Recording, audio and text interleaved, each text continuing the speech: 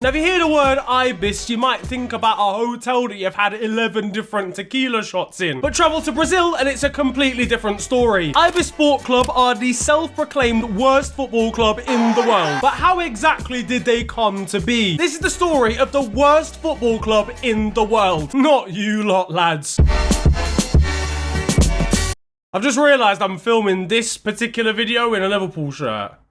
Now, in the Premier League's history, recently there's been some terrible teams. Who could forget Derby County going down with a record points tally? Sunderland before them. Graham Potter's army of today. And there's been some other shockers from across Europe that I'm sure we all know about. But none are quite as dramatically bad as the story that I'm about to tell you. Now, Ibis Sport Club were founded all the way back in 1938 in Brazil. They were founded by employees from a silk factory and are based in Paulista in Brazil, with their home stadium being the Municipal de Paulista, a 10k capacity ground. 10,000 people have to see the worst team in the world. You'd expect it to just be like in a park somewhere. And the thing is, they'd go on to actually earn early success in the 40s and 50s, winning the Torneo Inicio in 1948 and 1950. Now, let's be honest, you lot probably don't watch lower league Brazilian football, so that means absolutely nothing to you. Unless you are from Brazil, in which case one of you please just have a word with Neymar at the very least, man. The guy. Now, kind of imagine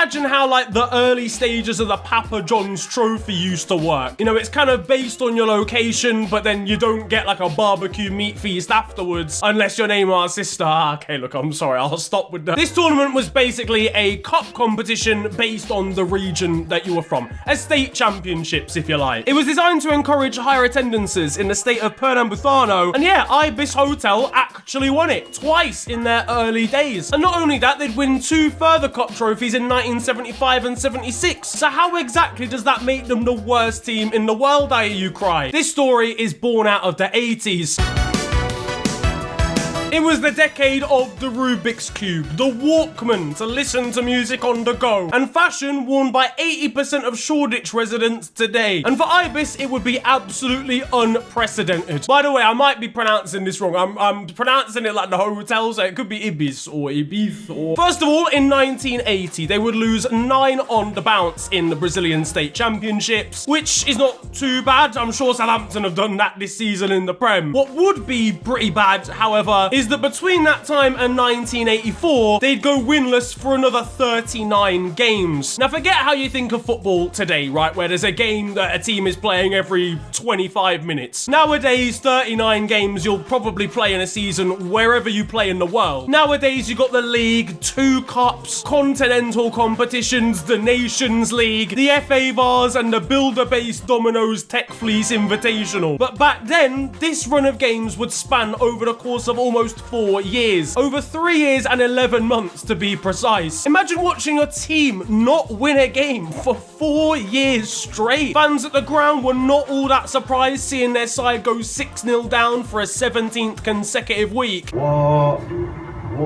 Nah, I never knew that. The thing is, Brazilian football is nuts as well. There's scraps all of the time. Start 2 fights back to back. One of the games will probably go to you by forfeit. Fans were trying to keep spirits high at the time. They knew they couldn't physically get relegated anymore because they're already in the lowest tier. Come on, boys, right, listen. We ain't been too good at the start of the season, but we're not going to go down. We're going to carry on smashing. You got to wonder what the quality of football actually looked like at the time. I'm talking no build-up play to goals. And imagine they go ahead for once. Poor Steve Enio at centre-back isn't going to know how to proceed from here. He's never led a game before. I don't know what the fuck to do!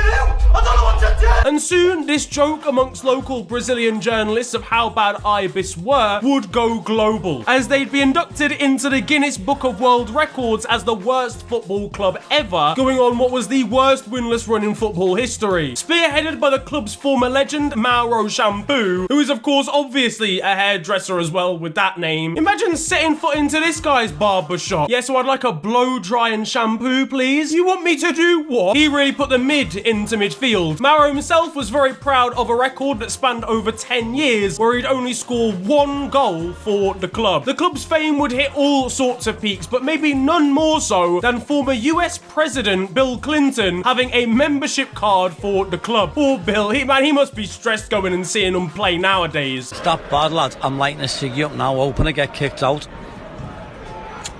To be fair though, anyone who works at the club secretary, yeah, she needs to keep herself clear of Bill. Or the team might not be able to finish, but I tell you what, I can. This 4-year period saw 6 draws and 48 losses, scoring just 25 times and conceding 225. Now, because of the cup competition they were playing in and the fact that it was state-based, there were obviously more established Brazilian clubs from the region they were playing against regularly, like Sport and Náutico. But what came of the club afterwards? Did they manage to stop being so bad? Well, no silverware has unfortunately followed, apart from in junior championships at the end of the 90s. But fast forward to 2017, and things are very much on the up, because now well into the 2010s, and they've done the unthinkable. They started winning. Oh, I'm not having this. I'm not having this. No. Having gone on a winless run again of about 2 years during the mid-teens, the self-styled worst team in the world won 3 games on the bounce in their state championships. This was record equaling, and you would think their supporters would be very pleased to finally be good. But in reality, the fans were devastated. You gotta understand that people have been brought up supporting this team as their local in Brazil. Their club's character is being bad. That's kind of what separates them from being just a normal lower league Brazilian team. There were physical campaigners against their good run of form. Bear in mind they've only won 3 on the bounce here, but a protest leader by the name of Nilcinho Filho said that winning was destroying their history. Another said it was worrying to stop being an icon and just become a regular team. Meanwhile, our mate Mauro Shampoo wasn't too happy either, saying it would ruin the brand of the club to keep winning. And fans took matters into their own hands as they stormed into a bar the players regularly drink at and begged them to stop winning ahead of a potential record-breaking game. The truth is, supporters of this club pride themselves on that record back in the 80s, and honestly just take the piss out of themselves about it. It's great. They even made a bid for Lionel Messi when he became a free agent in 2021 to try and convince him to join the worst team in football history. They continue to attract attention in Brazil as well, when a former World Cup winner from 2002 in the form of Denilson came out of retirement aged 44 to go and play for the club. They'd be promoted from the Brazilian Serie A2, which, don't get it twisted, is not the same as Serie A in Italy. And I'll be totally honest, I don't even know what layer of the Brazilian pyramid or system that is. But either way, to get promoted anywhere, you have to have won some games and done pretty well. And they finished 9th in the 2022 Campeonato Pernambucano with 1 victory. In the final table, they finished just above a club called the 7th of September. Feel free to take a guess on what day that club was founded, and behind a team that is literally called Drowned. But the truth is, Ibis as a club aren't drowning anymore. Yeah, fine, they finished in the relegation group of their league this season, but they've started actually winning games, putting points on the board. And by no means are they the worst football club in the world. They're not even the worst football club in Brazil, not even in their state anymore. But one thing this story does highlight is a terrible run of form. I mean, how do you have, come on lads, 4 years in a row? But what it does highlight more is that an identity of a football club is even more important sometimes than the results out on the pitch. These fans have grown up with this local club. You know, fans and supporters who started supporting the team back in the 80s know what it means to be an Ibis fan. And even if they were to win Brazilian championships in the future, nothing would overtake the character, the brand, and overall the identity of the football club. A ridiculous story, but let me know what you think about it down in the comments section. What team is the worst in the world in your opinion? Let me know down there. If you enjoyed this video though, feel free to slap a like on it, and of course subscribe if you are new to the channel. Got plenty of other videos like this out at the moment, so if you are enjoying, then feel free to slap that big red button. You can also follow me on social media. It is at officialfng on Twitter and on Insta. But it's been a pleasure ranting at you guys today. Have a wonderful day, enjoy yourselves,